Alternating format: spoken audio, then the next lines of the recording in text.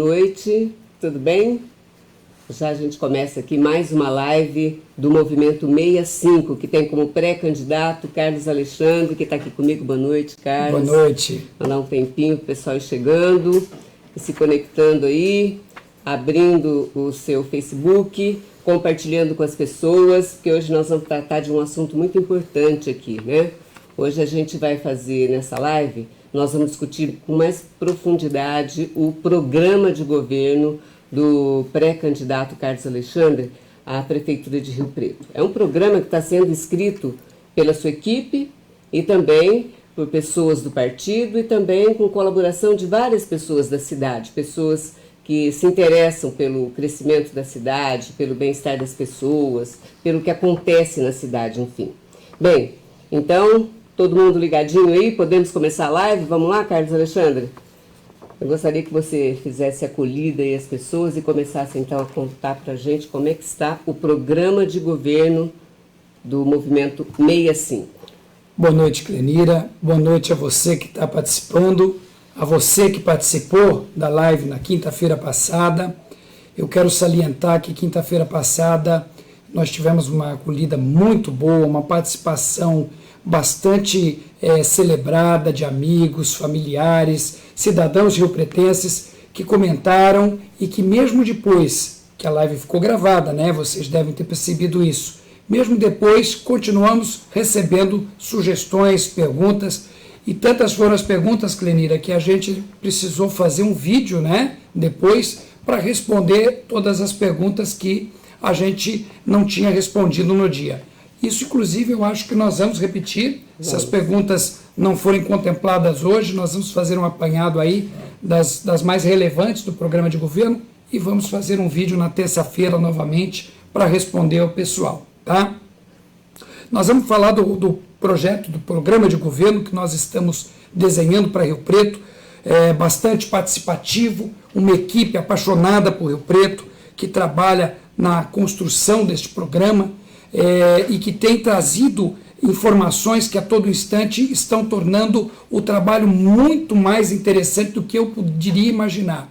Porque coube a mim a tarefa de escrever todas essas ideias, de colocá-las, ordená-las, e eu estou fazendo isso utilizando duas coisas.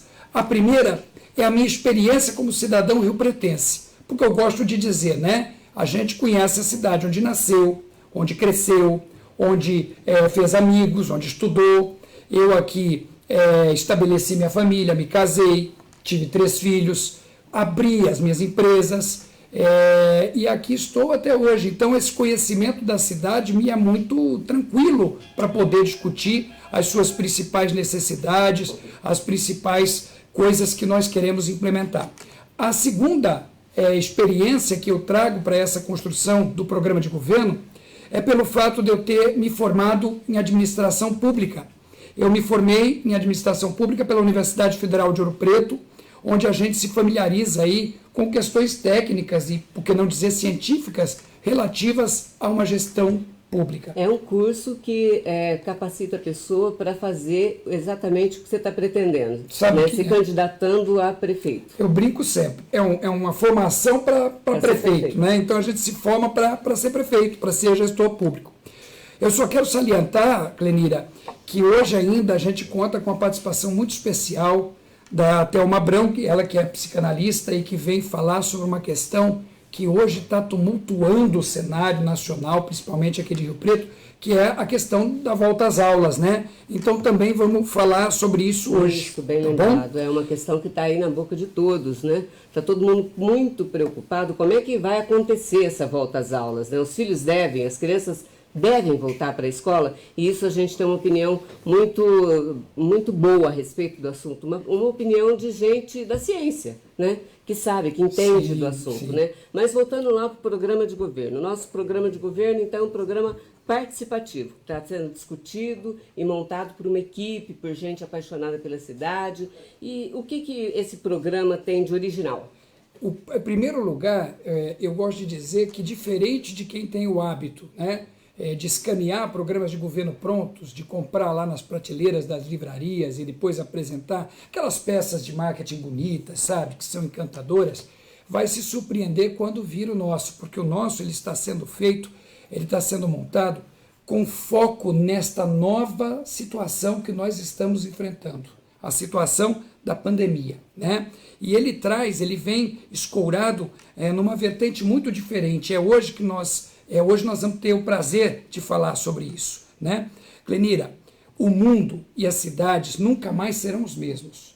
Aliás, já faz algum tempo que Rio Preto já não é mais a mesma cidade, né? Então, o nosso programa de governo ele está sendo montado em cima dessa realidade diferente que está surgindo. Ele está vendo como é que nós vamos organizar uma gestão pública que tenha a estratégia, permanecendo sempre ao lado das pessoas para enfrentar os desafios do que nós estamos vivenciando agora. Tá? Quer dizer, depois da pandemia, nós não teremos mais uma cidade normal. Já não temos uma cidade normal e a tendência é que continuemos nessa toada, né?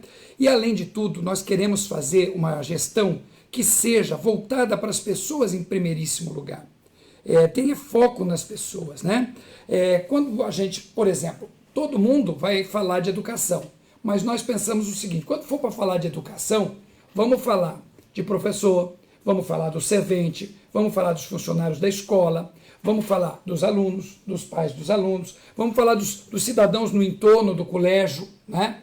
Quando a gente for falar de saúde, não vamos falar de saúde assim abstratamente, vamos falar do médico, dos agentes de saúde, dos enfermeiros, dos funcionários dos postos de saúde, dos pacientes, dos familiares, dos acompanhantes dos pacientes. Isso é uma administração que pensa em gente, né? Mas nós também vamos tratar a questão da economia. Pelo amor de Deus, nós sabemos que é uma questão importante. A economia, ela está transformada também. Aliás, transformada e transtornada, né? A gente vai ter que cuidar disso também. Por isso, nosso programa, ele vem com esse compromisso, ele vem com o compromisso de salvar a população para esses tempos diferentes que nós vamos viver. E olha, a gente precisa de um gestor público que lidere a sociedade, vá à frente para que a sociedade vá com ele, porque toda a sociedade precisa participar da salvação das pessoas. Toda a sociedade precisa se comprometer com isso. Eles precisam, com bastante entendimento, com bastante seriedade, com bastante engajamento, mas, sobretudo, com humanidade, com sentimento, né? A sociedade precisa ajudar a administração pública a resolver o problema das pessoas. Bom, você tem um exemplo muito claro dentro do próprio partido, do seu partido, do PCdoB, né, que é a experiência lá do Maranhão. Claro que a gente não compara Rio Preto com o Maranhão, mas a experiência na área da educação é uma experiência a ser trazida. Claro, todas as boas experiências precisam ser reproduzidas. Só se a gente fosse muito tolo, e isso independendo do partido, né? Essa experiência do Maranhão, que por sinal nos orgulha muito, a experiência que hoje é protagonizada pelo governador Flávio Dino, que tem feito um excelente trabalho. Já falei sobre isso na live anterior. Ele consegue, num dos estados com a menor arrecadação do país, dar o melhor salário para o professor, né? E que desencadeia todo um processo de transformação da educação e da sociedade em geral. Por que a gente desprezaria uma experiência dessa, um exemplo desse, né? Então, todos os bons modelos a gente vai trazer para São José do Rio Preto. Bom, queria pedir para você que está aí do outro lado participar, né? O chat está aberto, você pode fazer pergunta, você pode dar sua opinião, você pode fazer sua crítica, né? E que depois, num certo momento aqui, a gente vai responder, né? E o que não for respondido, a gente responde depois, como nós fizemos da outra vez, tá certo? Muito obrigado, então, pela sua presença aí. Continue acompanhando. Esse aqui é o canal do Movimento 65 em Rio Preto, que tem como pré-candidato a prefeito Carlos Alexandre, que está conversando com a gente hoje sobre programa de governo. Um programa de governo que está sendo escrito por muitas mãos. Mas eu queria perguntar para você, a gestão municipal até hoje obedeceu um modelo que já não serve mais, certo? Como você vai enfrentar a transformação que a pandemia trouxe para o mundo inteiro e para Rio Preto não vai ser diferente? Bom, é preciso eu dar uma salientada que o nosso programa de governo está escorado em 4 eixos. Só isso já faz uma diferença enorme, tá? Os eixos, se você me permite, são infância, adolescência e juventude, combate à pobreza, desenvolvimento sustentável e inovação. Com relação ao primeiro eixo, que eu reputo como o eixo mais importante, não é? Em que a gente vai tratar da questão da infância, da juventude. Eu quero dizer o seguinte, vamos primeiro conceituar, né? Segundo o ECA diz que, no seu artigo 2º, ele diz que são crianças todos aqueles de 0 a 12 anos de idade e são adolescentes todos aqueles de 12 aos 18. Já tem o Estatuto da Juventude de 2013, que, acreditem, ficou 10 anos tramitando sem solução, como se fosse uma questão menor, uma questão menos importante. Ele traz no seu artigo 1º que todo aquele que tem entre 15 a 29 anos é jovem. Então nós fizemos um plano de governo, um projeto de governo, que abarca esse público de 0 a 29 anos. Então perceba, Clenira, que a gente consegue, quando discute esse eixo primeiro, englobar todos os assuntos de uma cidade. Por quê? Para eu tratar desse público, para eu discutir como é que eu vou dar saúde adequada, educação adequada, primeiro emprego para essa gente, eu vou discutir todas essas questões, que são questões chaves de uma administração pública. Então, só nesse primeiro eixo, eu já estou mostrando que a gente consegue fazer uma gestão diferenciada para esses novos tempos que estão se apresentando, tá bom? Bom, então vamos lá. E são 4 eixos. 4. Você falou de um eixo. Sim. A gente vai voltar em outras situações, em outras lives, falar mais profundamente de cada um deles, né? Mas hoje a gente vai falar aqui de uma maneira geral do que está sendo feito, né? Do que você pode esperar e do que você pode contribuir também, né? Você sabe que todos os canais aí estão abertos para você. Hoje, pelo menos, você pode entrar aí no chat e dar a sua opinião e também pode, a qualquer momento, entrar em contato conosco para apresentar ideias a respeito do que você espera da Rio Preto do futuro, né? Falando conosco. E aí, você falou do primeiro eixo. Sim. E daí? O segundo eixo que nós discutimos é a questão do combate à pobreza. As pessoas, quando olham para Rio Preto, elas veem de primeira um oásis de oportunidade, de coisas bonitas, né? É assim que a gente tem vivido. Algum tempo atrás aí, revistas, jornais, por conta até do nosso belo IDH, porque Rio Preto tem um bom IDH, as revistas de Rio Preto é um lugar ótimo para se viver, é a terceira, é a quarta cidade melhor para se viver e tal. O que as pessoas talvez não saibam, e a gente precisa dizer com clareza, é que em São José do Rio Preto há hoje 110 mil pessoas vivendo na linha da pobreza.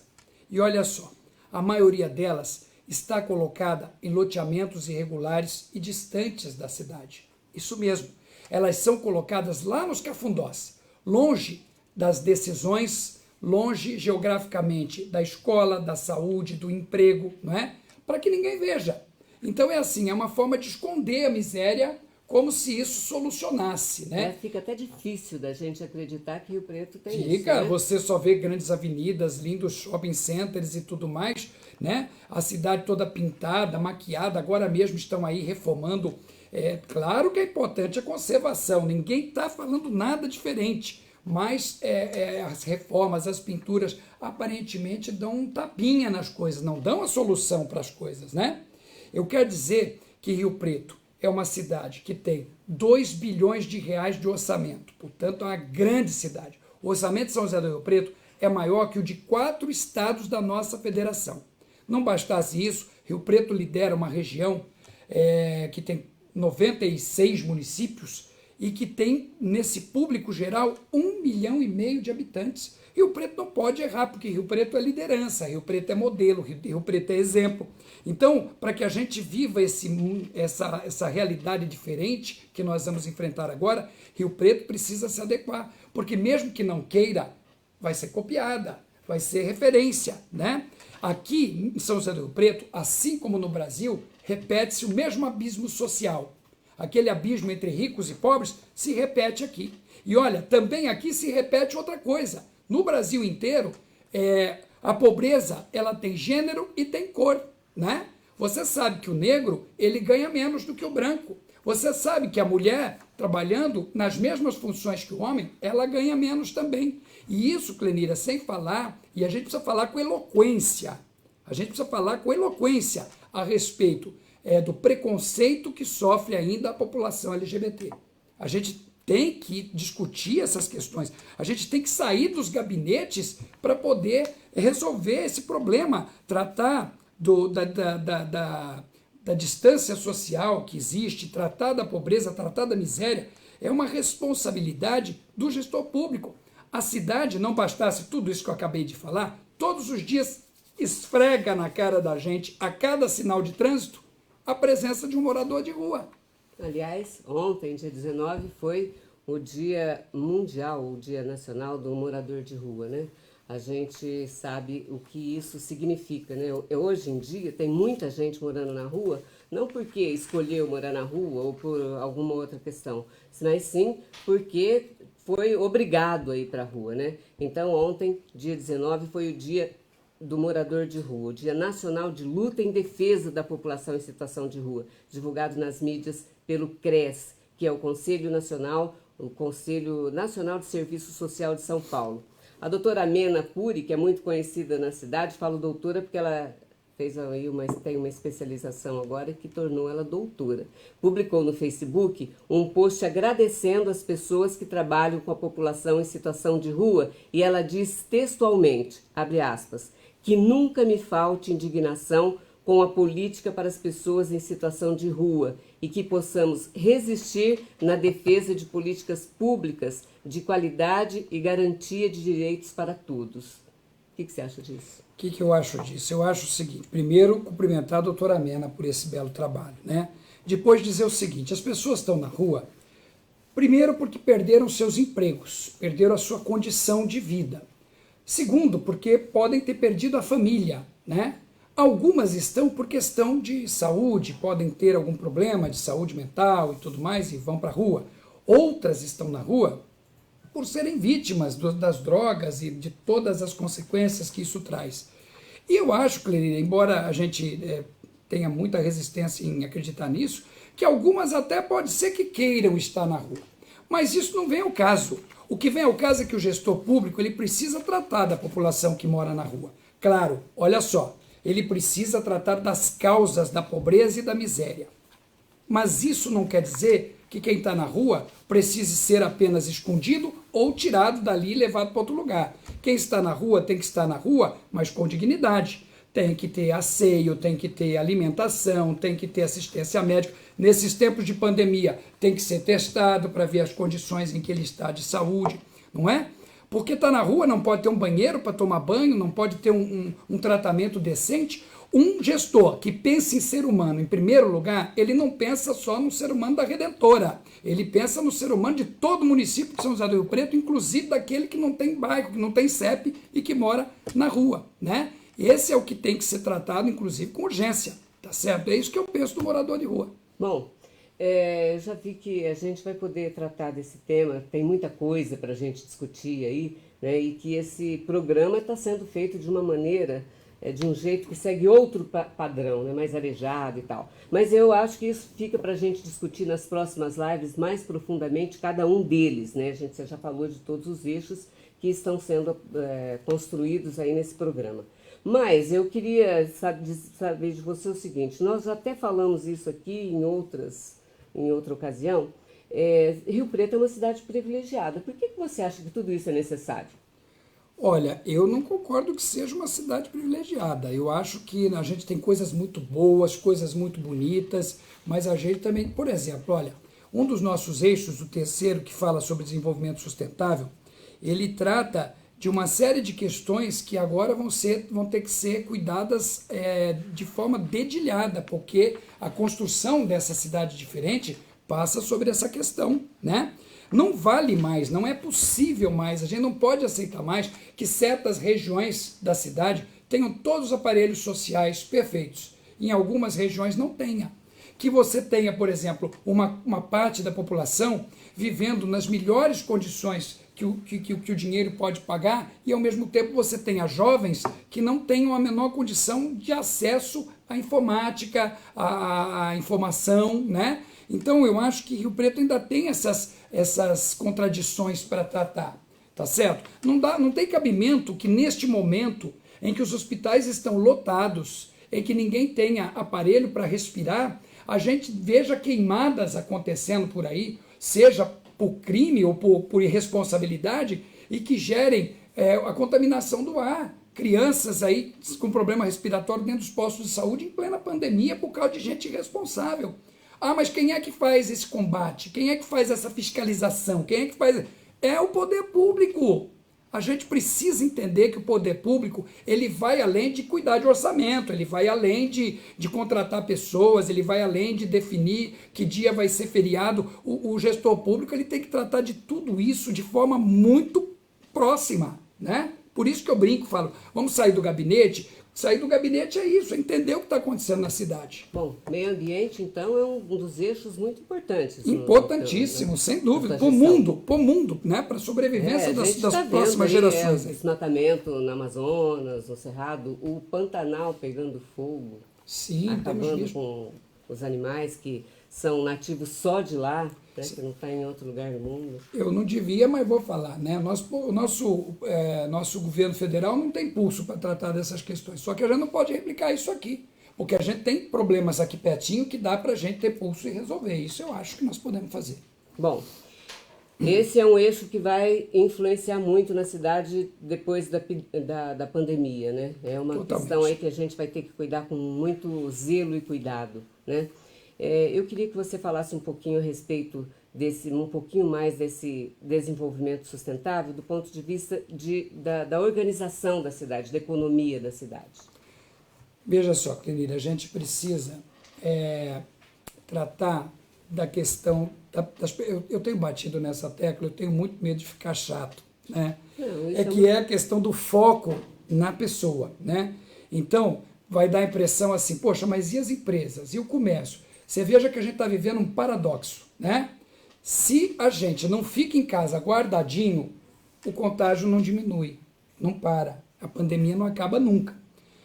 Se a gente fica em casa fechadinho, se não abrem os bares, os restaurantes, o comércio e tal, o mercado acaba, quebra todo mundo, fica todo mundo desempregado, sem dinheiro para sobreviver. O que eu costumo dizer? Isso, sem dúvida, é uma questão de assertividade de quem administra.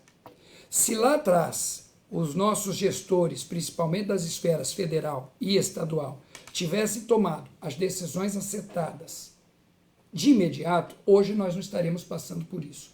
Com certeza a gente já teria enfrentado tudo, estaria liberado para trabalhar e viver normalmente. Mas não, ficou aquele titubeio, onde o ministro da Saúde fala uma coisa, o presidente fala outra, onde o governador fala outra, o outro governador fala, cada um falando uma coisa, e a população perdida, sem saber o que fazer. Porque o gestor público poderia olhar para o que é concreto, e o que é concreto, Clenira? O concreto é a ciência. E quem diz o que é concreto? O cientista. Então, quando eu vejo a Organização Mundial de Saúde dando uma referência, eu tenho que cumprir. Se as pessoas gostam ou não gostam, eu, como gestor público, eu tenho que seguir uma referência. Eu não posso fazer o que me dá na cabeça, e a minha referência tem que ser científica. Então, nós tínhamos que ter ouvido a Organização Mundial de Saúde, depois a gente tinha que ter ouvido o Ministério da Saúde, quando ele ainda estava numa posição razoável, e, por fim, nós temos aqui em São José do Rio Preto, agentes da saúde, profissionais de extremada competência, alertando o tempo todo. Clenira, eu acredito que amanhã a gente possa até ir para aquela fase amarela. Mas eu também acredito que é muito cedo. Aí vai pensar assim, pô, mas o cara é contra a abertura? Claro que não. Eu só sou contra a morte das pessoas. Porque as pessoas precisam estar em primeiro lugar. Ah, mas e as empresas, Carlos? Vai continuar fechado e tal? Caramba! O governo federal, na história desse país, a vida inteira, deu milhões e milhões e milhões e milhões de dólares para banqueiro, não é? E tem verba para dar para as pessoas. Eu vou contar uma história particular. Peço desculpas, mas vou. Eu tenho 3 empresas. As minhas empresas estão sofrendo como várias outras empresas, porque não é grande, são empresas pequenas, mas estão sofrendo. Eu recebi 3 documentos, escrito Pronamp. Acho que os colegas que são empresários, donos de lojas, estabelecimentos, devem saber do que eu estou falando. É uma carta em que o governo diz, olha, você, pequeno empresário, estou te dando essa ajuda por conta da pandemia, apresente essa carta no banco e retire um valor de X. Era um valor interessantíssimo para eu não ter que desligar ninguém, para eu não ter que baixar a porta, para eu não ter que diminuir despesa. Acontece que esse dinheiro não existe. Eu faço a propaganda em todos os canais de televisão, eu falo aos borbotões que eu estou dando dinheiro para as empresas, que eu liberei 21 bilhões, eu não liberei nada, porque não tem. Eu não consegui até hoje. Se algum colega empresário conseguiu, me ensine o caminho, porque eu não consegui. E o governo municipal também é capaz de fazer isso. Pode fazer isso com o pequeno empresário, com o dono do botequim, com aquela quitanda, com aquela loja, para que a gente possa guardar a devida quarentena. É o que eu penso, desculpa. Imagina. Bom, você que está aí do outro lado pode participar, viu? Continua participando aí pelo chat, faça sua pergunta, dê sua opinião, né? O pessoal está participando bastante aí, o pessoal lá está anotando para minhas perguntas, a gente daqui a pouco vai responder as perguntas de acordo com o que está chegando aqui para nós, né? Bom, gente, olha, eu queria fazer uma pergunta para você agora, o que é esse quarto eixo, inovação, né? O que quer dizer isso, inovação, Carlos Falo Alexandre? para você. A gente já entrou em acordo, se não entrou, pelo menos você não me retrocou, que nós vamos viver uma nova realidade, né, que vai ter um mundo diferente, tá? Então nós precisamos pegar toda a tecnologia que existe e colocar ela à disposição das pessoas, né? As pessoas, elas precisam usar e entender como usar essa tecnologia que está disponível. Não dá mais para a gente ter pessoas apartadas da comunicação virtual, né? Você viu aí com essa questão, por exemplo, da necessidade de estudar em casa e tal, quanta gente sem internet em casa, não dá mais. A gestão pública precisa garantir internet para todo mundo. Como tantas metrópoles internacionais, aqui cabe nesse quarto eixo, Clenira, um negócio chamado Smart Cities, né? Que são as cidades inteligentes. E o que é isso? Isso é o seguinte, é transformar cidades para que elas possam oferecer à população as facilidades que vão tornar a vida dessas pessoas melhores. Veja bem, uma pessoa idosa hoje, se vai a uma cidade como São Paulo, que é um pouco mais, de alguma forma, preparada tecnologicamente que a cidade do interior, talvez não consiga se virar muito por lá. Ao entrar num prédio, ao ter que pegar um metrô e tudo mais, porque tem problema para passar na catraca, para pôr o dedo aqui, para apertar a senha ali. A gente vê isso o tempo todo. E a gente não pode continuar vivendo assim. Tem muita coisa maravilhosa criada, a nanotecnologia, tudo isso precisa estar à disposição da gente. Isso é possível? Não custa caro? Como é que é? Imagina, isso é totalmente possível. Sabe o que falta? Vontade política. Agora, me prova, me bota lá que a gente prova. É assim que prova. Bota você lá que você prova. Por quê? Porque é só você entender o que está acontecendo, aprender o que está se fazendo por aí e trazer as experiências para a nossa realidade. Quer dizer, as crianças de hoje já trabalham com isso o tempo todo, né? No celular, Sim. no tablet, né? Agora, os idosos também precisam participar disso. Senão ficam apartados das coisas, né? Porque não conseguem nem, por exemplo, usar um caixa eletrônico do banco, sempre precisa de ajuda, tal, né? Tem esse problema também. Sim, né? sem dúvida. Então, para todo mundo, não é só a nova cidade, a cidade inteligente. A cidade inteligente é para todos os cidadãos, sem exceção. Bom, né? mas os tempos estão bicudo, Carlos Alexandre. A questão do coronavírus, o número exagerado de pessoas infectadas aqui em Rio Preto, mortes, causando aí transtornos impiedosos na vida das pessoas. Eu queria voltar à questão da volta às aulas. Hoje a gente viu durante todo o dia, em muitos canais, muita gente comentando, professores, especialistas no assunto, falando a respeito da volta às aulas, né? É uma questão que a gente tem que tomar conta direitinho. Eu sei que você tem 3 filhos e eu queria saber, você vai mandar teus filhos para a escola? Vou te responder de forma curta e grossa. Meus filhos só vão voltar para a escola quando existir vacina ou quando o contágio estiver resolvido. Primeiro, porque eu amo meus filhos. Isso é o que um pai ou uma mãe que amam os filhos fazem, né? Segundo, porque eu tenho responsabilidade com as pessoas. Porque o meu filho vai pegar, mas ele também vai contaminar o professor, o servente da escola, a merendeira, a pessoa que vai pegar o ônibus junto com ele. Então eu tenho que ser sensato e saber que isso não se faz, né?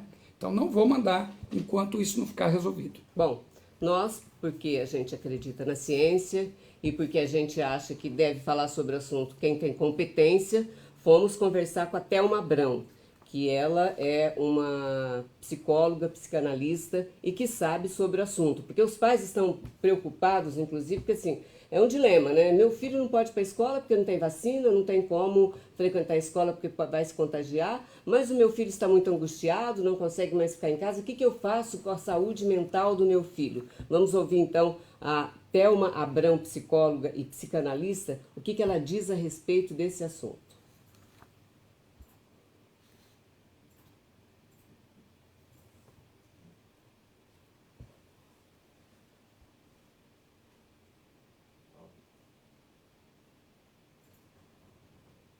Os grandes prejudicados nesse distanciamento social e na suspensão das aulas por conta do contato físico tenham sido as crianças e os adolescentes. Não tenho dúvida nenhuma. Nós adultos, em que pese o prejuízo que estamos vivendo, temos recursos, já temos identificações, já buscamos coisas para aliviar a tensão. As crianças e os adolescentes, eles estão em formação, identificação. O contato social é fundamental para isso. A idade escolar, ela promove, né, esse segundo grupo de socialização, que o primeiro é a família, o segundo é a escola. Mas mesmo pensando nisso e tendo essa consciência, eu sou contra terminantemente a volta às aulas, sem que a escola tenha condições adequadas para isso ou que chegue a vacina. Eu acho que existem outras soluções. Eu acho que uma boa orientação via Secretaria da Educação ou, né, um bom secretário de Educação possa, por exemplo, fomentar a pesquisa com os adolescentes via remota, né, ensinar, sair do conteúdo programático, ensinar essas crianças a pesquisarem, ou os pequenos que tenham contato possível também, porque os pais precisam trabalhar, eu entendo essa questão, mas eu acho que a vida ainda é a prioridade e ela deve ser respeitada com todas as armas e que a gente vá pagar o prejuízo. É o adulto que precisa se organizar para cuidar das crianças e dos adolescentes. Não tenho dúvida nenhuma. Sei que é um trabalho árduo e difícil, mas somos nós.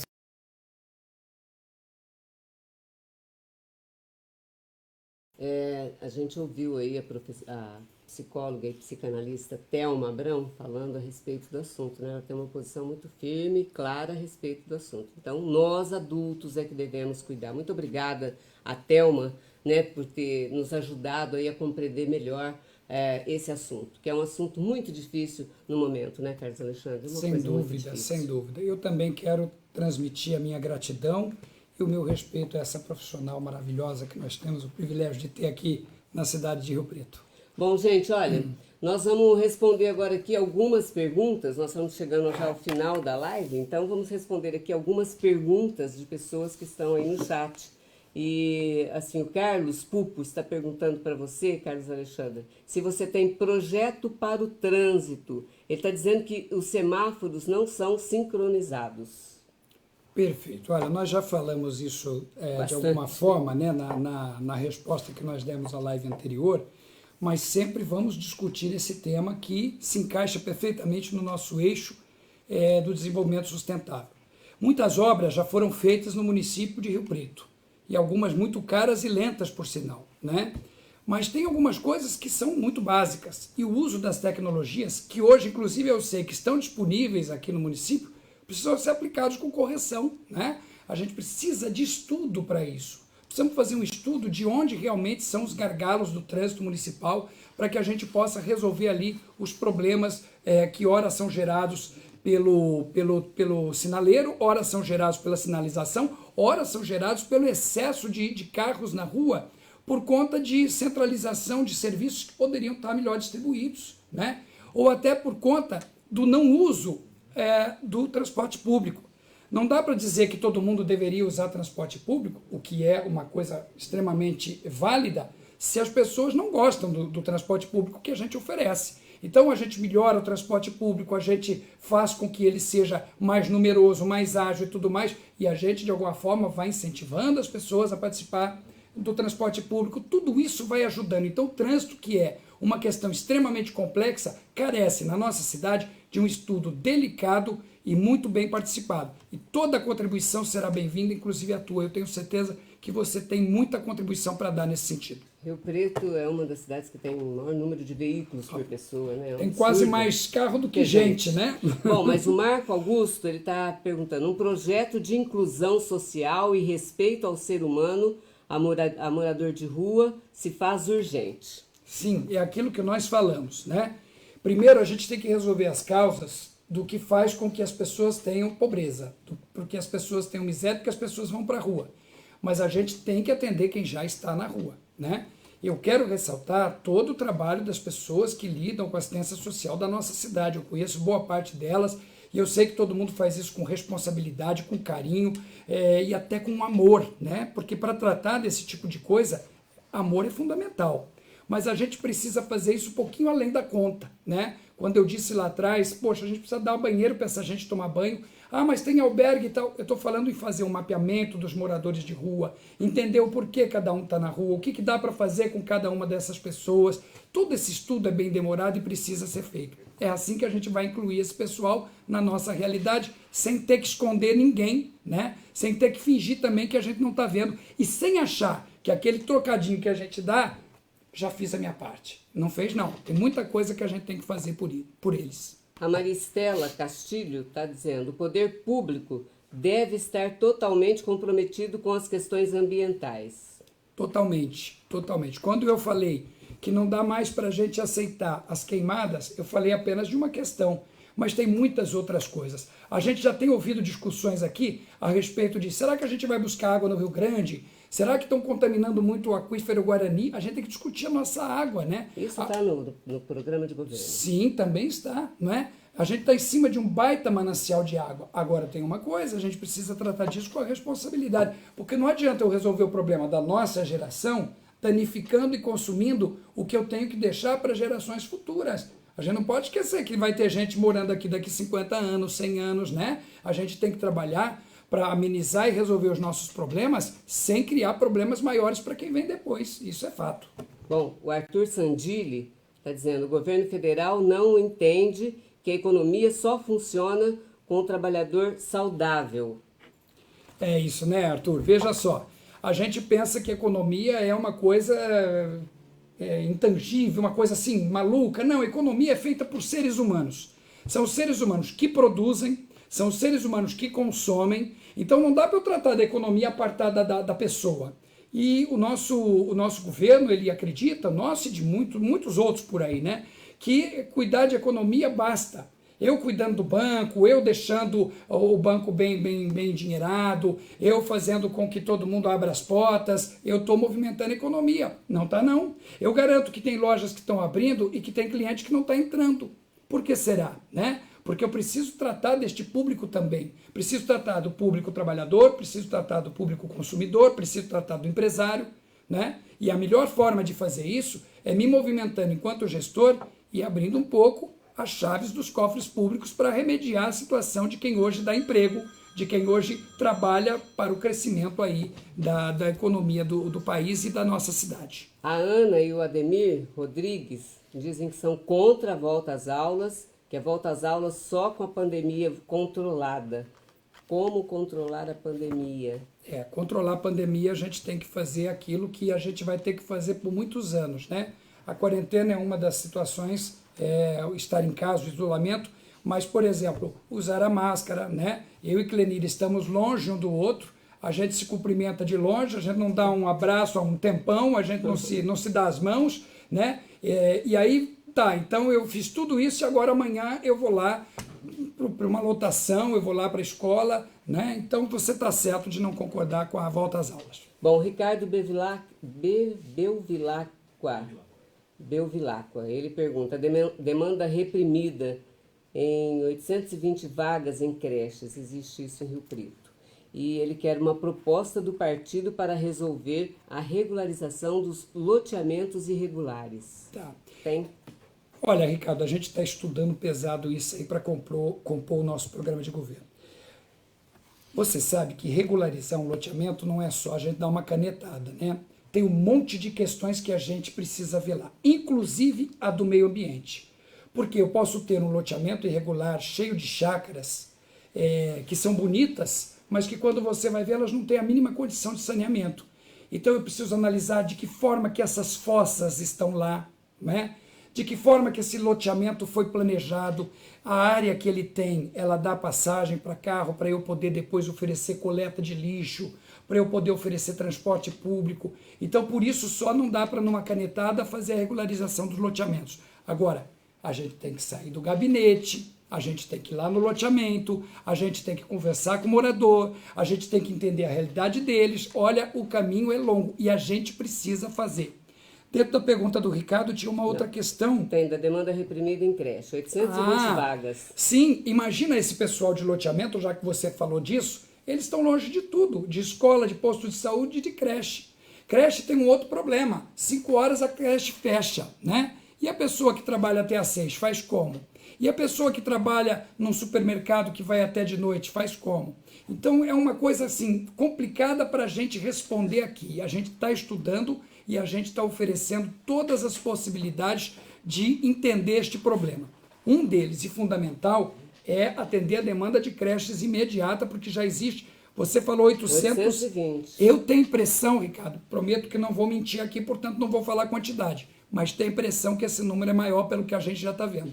E só tem um jeito de resolver isso, que é abrindo mais vagas em creches. Tá? Bom, a última pergunta vai lá para a Mônica Galindo. Um abraço para a Mônica, que tem visto a gente aqui em todas as lives, acompanhando o trabalho que a gente faz aqui também. Ela pergunta, combate à pobreza, ela afirma, combate à pobreza é fundamental e objetivo básico para que todos os outros sejam alcançados. Irretocável o comentário dela, né? Tá certo. Um abraço a ela também, viu? Bom, gente, nós estamos chegando ao final da live, né? Gostou? Eu sempre gosto. Falou tudo que você tinha para falar? Ah, não falei não, tem coisa aqui que eu não falei, viu? Mas fica para outra, né? Bom, nós toda quinta-feira nós vamos nos encontrar aqui nesse mesmo horário, às 8 horas da noite, então você é nosso convidado, né? E aquelas perguntas que não foram respondidas serão respondidas, né, numa outra oportunidade. A gente vai gravar também, fazer um resumo aí de tudo o que aconteceu, né, e responder para as pessoas que não foram contempladas aqui com a sua resposta. Boa noite. Boa noite para você. Sempre um prazer estar do teu lado, viu? E a vocês um grande abraço. Até.